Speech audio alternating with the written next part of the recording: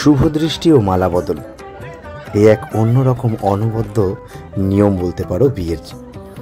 প্রতিদিন নিজের দৃষ্টি দিয়ে ভালোবাসার মানুষকে দেখলেও এই সময়টা যেন অন্যরকমভাবে একটা দেখার দিন।